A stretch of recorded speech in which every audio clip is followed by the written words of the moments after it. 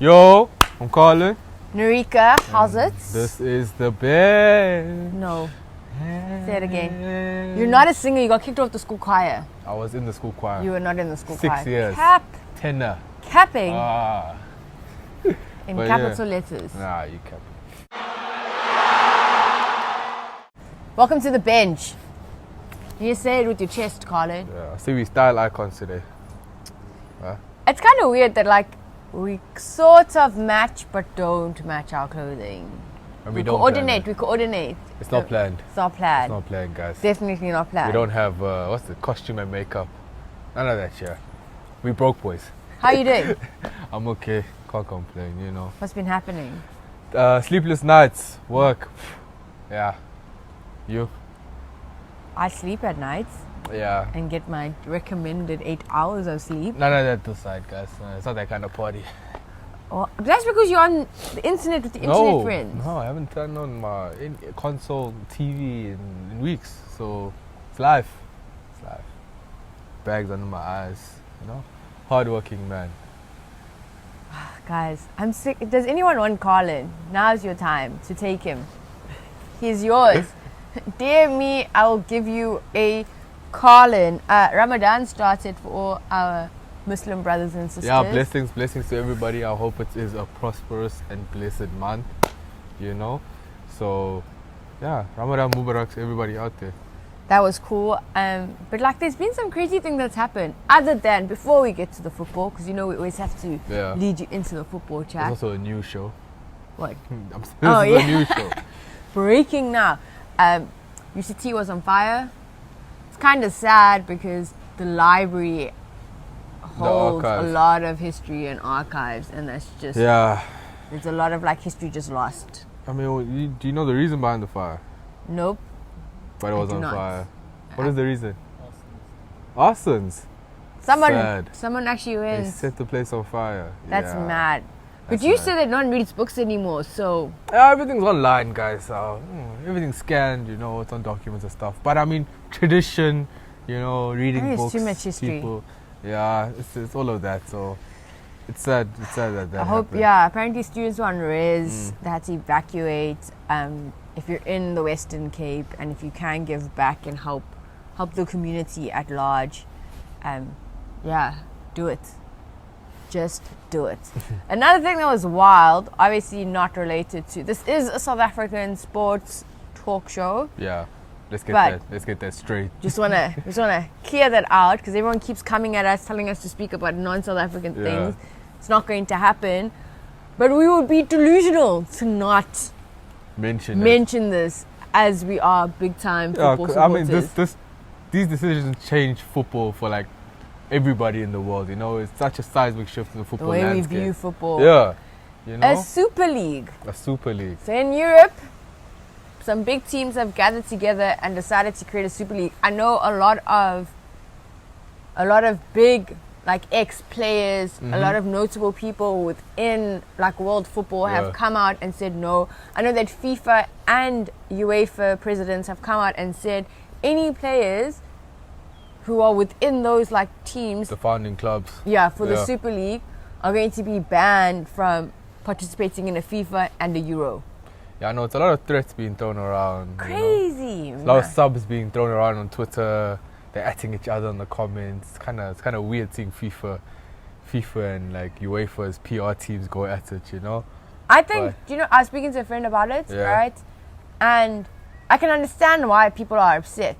Yeah. But in the end of the day, we can't forget that people are in the sport for money. It's a business. Yeah, but and we've seen football go towards, even in South Africa, even on the African continent, become more business minded. How do we make more money? And before you comment back, I just want to add this. I'm not pro the Super League and I'm not 100% anti it because I don't have enough information. But the way people are defending the current football setup in the world, it makes me think that people are forgetting how corrupt football is, UEFA is, and FIFA is. I mean, they drain the money, guys. There's always a certain level that people can only take. There's only so much that we can take, and everybody does know money in football and all of that happens, right? So we just accept it for what it is. But now this seems like a different type of money or a different type of decision without the fans, you know? Like it's just taking away the football and football decisions from fans and just like, guys, we're just going to do it by ourselves. And all we're going to do at the end of the day is to get money in the bank. You know, we're not playing for competition because there's no relegation in this thing. There's just drafts. There's all of these rules that are set up. And this all filters down. Like it'll filter down it just to takes the continent sooner or later. It takes away like just that competitive nature of why we love football in the first place. So it's a big thumbs down for me. I don't know, hey, I'm a bit, because I know of how corrupt FIFA, like we've hosted a World Cup. We saw what happened in Rio de Janeiro when Brazil hosted the World Cup and like the strikes and stuff going on there. But currently all that money and corruption is sitting with UEFA and FIFA. So the moment someone threatens your bag, they're coming for your bag. We don't want to give you the money anymore. We're going to keep it for ourselves. They're gonna cause a scene. Yeah, no, I guess it'll be interesting to see. I mean, it hasn't started yet. It hasn't kicked off yet or anything. Interesting to see how it filters down to Africa. Interesting to see how it affects our continent because we do have a lot of big players within Europe. That's something that we should not forget, you know. So if they do break into a league, how would it affect African players from participating in World Cups, you know, and AFCON competitions because that's all FIFA related, you know. Everything's so, interesting. I'm very interested. I haven't been able to work properly because all I've been like on the news sites and the socials, like what's going on. But let's bring it back home. DStv Prem, first game on the list, Baroka FC, Kaizer Chiefs. I thought this was a certified dub for Kaizer Chiefs. Game ended 1-1. I mean, unbeaten in 5 games, all right? You know, coming off a high in the CAF Champions League. Well done, you know. But at the end of the day, you're still 9th in the log. So who really won? They did take the lead. Yes. But Lebogang, Manyama, they went up 1-0. I would have expected the experience and the quality of Chiefs against the Baroka FC to hold on to a 1-0. But I mean, we've spoken about Baroka. Like, yes, you know, they may be mid-table relegation team. But like they don't play like that. They play with this pizzazz, you know, that they just, no matter who they're facing on the day, they're going to go out guns blazing. I mean, Chiefs scored, took the lead, and then Gavin Hunt decided, you know what, I'm going to pull the handbrake on this thing, and I'm just going to press the brakes and park the bus. And evidence showed. Paid the price. That it wasn't worth it because evidence scored and made it 1-1. Evidence. I see what you did there. Top tier football knowledge. Orlando Pirates, Maritzburg United. Honestly, like Maritzburg United have been up and down. They are a true example of what a roller coaster ride in the PSL season is. They took a big L from Pirates, 2-0. I wouldn't say it's big. I'd say it's like medium-sized. You know, just... Colin, any L is a big L. Yeah, I guess there's 4-0, 2-0, 1-0. At the end of the day, you lose the 3 points. So they did lose. I mean, we have been talking about them in a positive light of recent. So keeper. Well, it was off a keeper mistake also too that led to the second goal. Yeah. You know, so like, is it really panic buttons? No, I don't know. You 3 points safe off relegation. I think they're on 20 points, and then 15 places on 17 points. So you have that. You have a game in hand. I don't think it's time to really, you know, panic. You know, you got informed players like Kutumela, who was, if he scored, he would have been in double digits this season. So, yeah, it's a weird situation for Maritzburg. Vincent Pule scoring both the goals. So that man, I think he was on form. Not short of goals. Yeah. Pirates are currently 4th on the table. And I'm hoping they remain there. Only because I like the teams that are in 2nd and 3rd above them. So that was the DStv Prem. And then we had some Nedbank Cup action. Yeah, quarterfinals and semifinals action. So Sundowns played Pirates. Sundowns beat them 4-1. Not really surprised. Yeah, Pirates defense is shocking. I've said it, guys. Shocking. We need to start speaking about our Bafana captain. in the defense. I think it's a weird one though, because it is his first season, and we do know how football players have to acclimatize to the situation. But you're a professional. You are a professional, right? But at the end of the day, even if you're going to a new school, you don't make friends on the first day. We know you didn't have friends for the first term. I made friends on the first day, but I also was in the same school, so. Yeah, but it's hard when you go to a new school and you're the new kid on the block, you know, and then you just gotta make friends. So I think he's in that situation where he's still learning the ropes and the culture of the club. Peter Shalulile, my guy, scored, took Sundowns into the lead. Suffer. Give this man the green passports. Yeah, I mean, let him be South African, because he finds goals. If people can break off into a Super League, I feel like we could just, even though he's played for, I think, Namibia, might as well. Namibia's right here. They're That's like right, neighbors. basically It might neighbors. as well just be Southern Africa Yeah, let's as break a off into team. our own international team. It was just classy Sundowns, as usual, in that game. It's just... Timbazwane got onto that score sheet. Yeah, you know. Kapinga scored, and then Kekana scored another one. It was towards the end, it was just like they were just putting the sauce on the purubo's roll. It was just to top it off. The extras. You What know, do you want? Do you want onions? The onions, the sauce, all of that, fam. But I mean, Pirates' goal was also just, you could say it was a fluke goal. They weren't really there on the day, and they did deserve to get knocked out. 100%. So that was the quarterfinal midweek game. Sundowns then went into the weekend for the semi-finals. But the first semi-final was Aunty Callie's boys, Pretoria Callies versus Chippa United. Chippa United beat them 1-0. Sad. The minivan is broken down. You know. AA didn't come. AA didn't come. You were stuck in the middle of nowhere. No lights, midnight. You know, guys. You had to sleep in your car overnight. Out of both teams, either one of them going to the finals was going to make history. So Chippa United made their first cup final, and then Nedbank Cup. So in the entire history, so that's something interesting, you know, to take out of. Big ups to Pretoria Callies though. Yeah, no, big ups to them. A second division team. They don't play like a second division team, and if they did make it past Chippa United, which I thought the possibility was great considering the state of Chippa. Considering the state. And what's been going on there. But you can only do as well as you can do. I mean, it must be said, they didn't play like a second division team. They did outperform Chippa. I guess it's just the second division.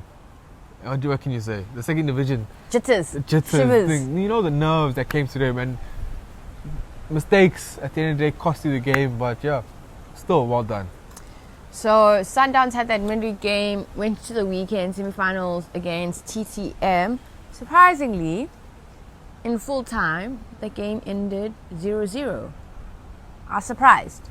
We were surprised. I mean, you go from a 4-1 beating on of Pirates yeah. midweek fixture to what should relatively be an easier weekend fixture against in the semi-final. Relegation boys, you know? TTM.